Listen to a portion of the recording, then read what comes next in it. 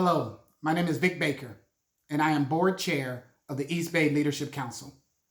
As a young adult who grew up in West Pittsburgh, I wanted to be in a position to influence racial equity and equality and dismantle racial disparities and injustice. In this role, I have the platform and the opportunity to make a difference in the East Bay. There are two pandemics in our country today. There exists a disproportionate spread of coronavirus among Black Americans.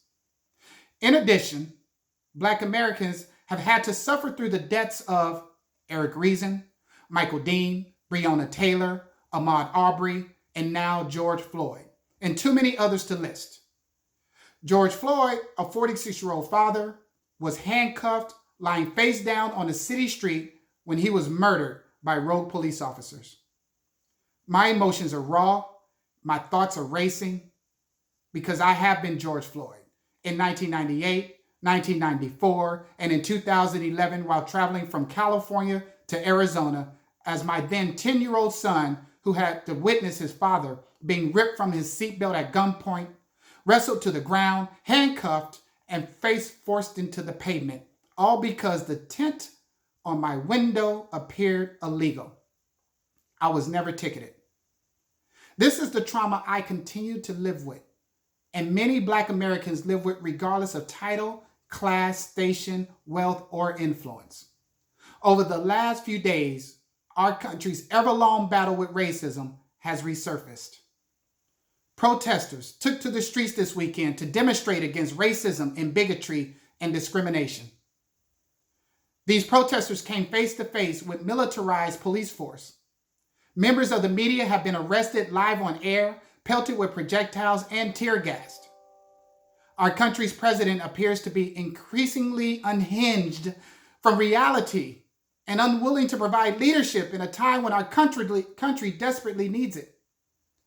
Your Black colleagues may appear okay, but chances are they are suffering behind the smiles in your Zoom meetings.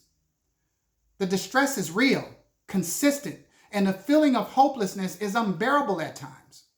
The weight of the moment is too much to bear alone, and I am fortunate not to have to. I plan to refocus my last month as board chair of the East Bay Leadership Council on harnessing the power of our employer community to drive public policy that tear down inequities and make a positive impact. I believe in our EBLC family, as I know we have the potential to act as a catalyst for a healthier, more diverse, inclusive, and prosperous region.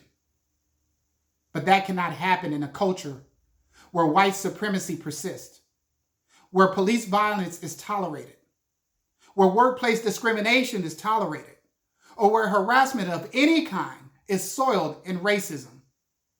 The EBLC will be addressing these issues more explicitly along with my colleagues on the board of directors and the entire membership. I am also announcing that the third and final part of the 2020 East Bay Leadership Series will now be a moderated discussion on how the private sector needs to address institutional racism of Black Americans in the workplace. The weight of this moment is overwhelming, the grief profound, and the work ahead challenging, but I hope you are ready to join me and the East Bay Leadership Council in the fight. Thank you.